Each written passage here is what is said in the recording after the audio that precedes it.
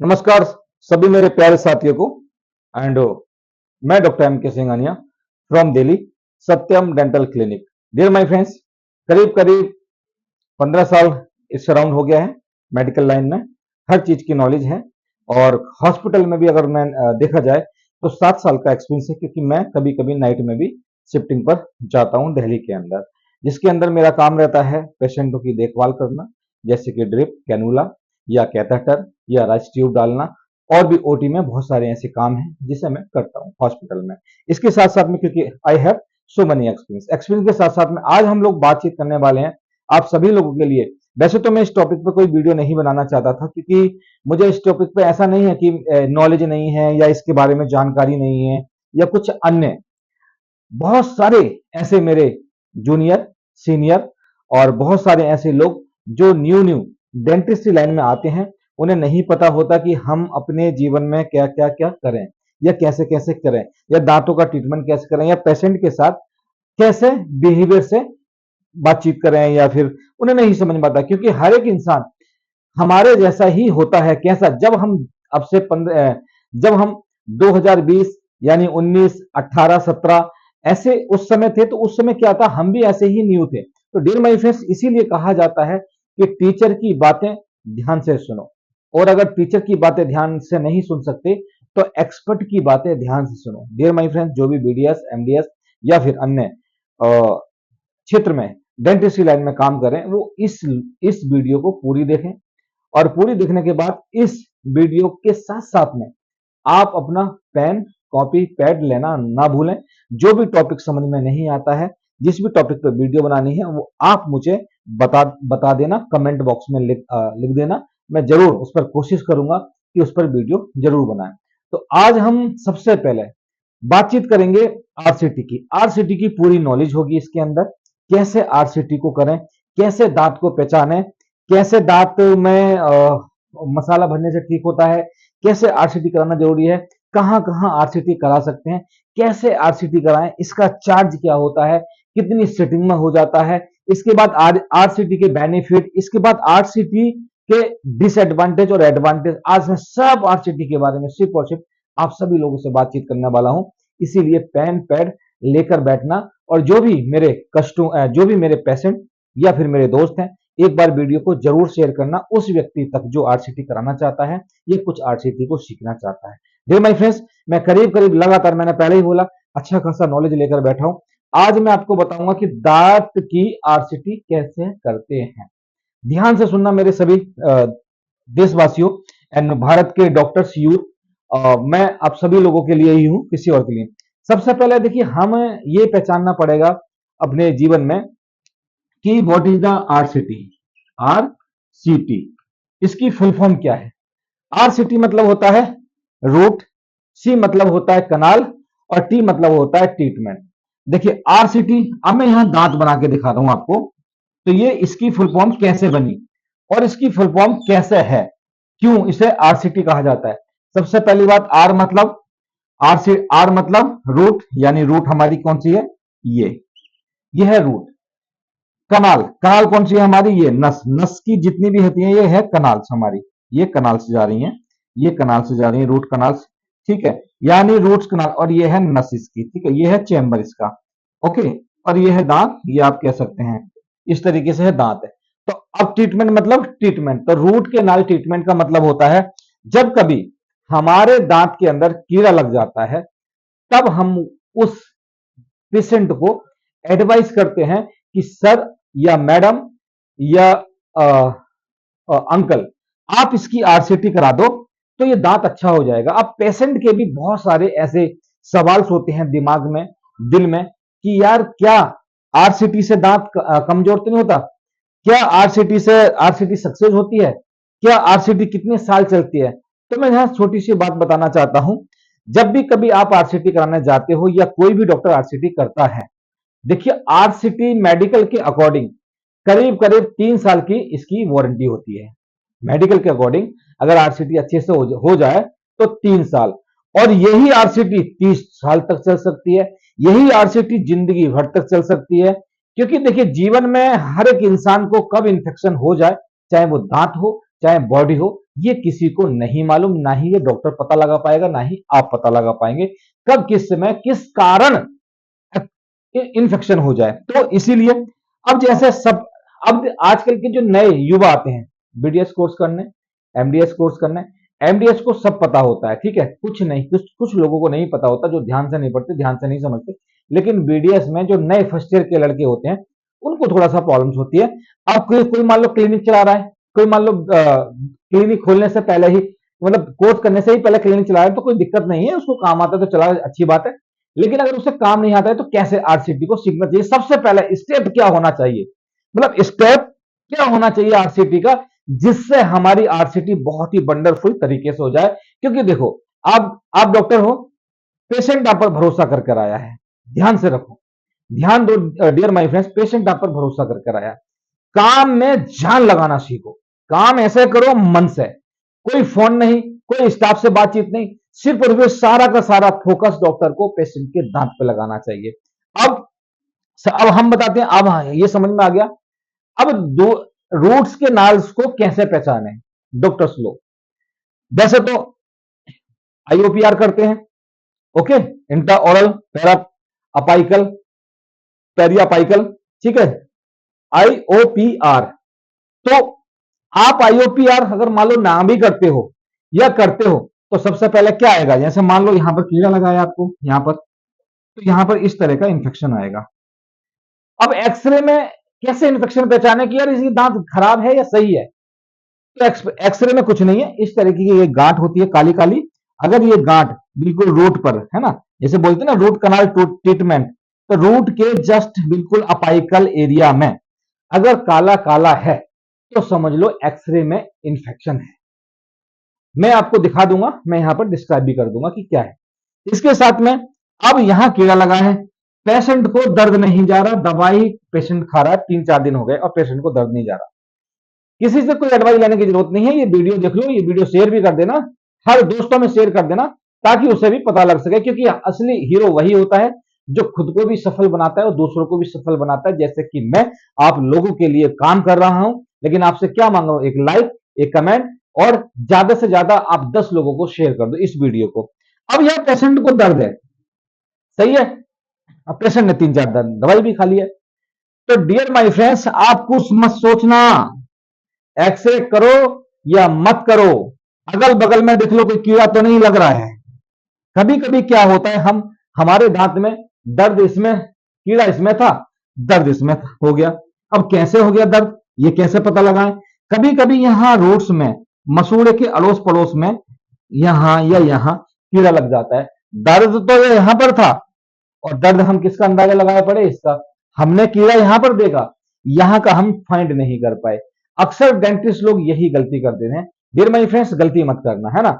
दांत को सही तरीके से पढ़ो, दांत का क्या एनाटॉमी है, दांत का फोसा क्या है, दांत का कस्ब क्या है, दांत की रूट्स क्या है, दांत का अपाइकल एरिया क्या है, दांत के ग्रुप्स क्या है, हर एक दांत को, दांत कितने सेंटीमीटर का होता है, 12 सेंटीमीटर का होता है, 3 सेंटीमीटर का, क्राउन पोर्शन कितना होता है, रूट पोर्शन कितना सेंटीमीटर, सारा पढ़ो एक बार, और उसके बाद आप इस तरीके से कर सकते हैं।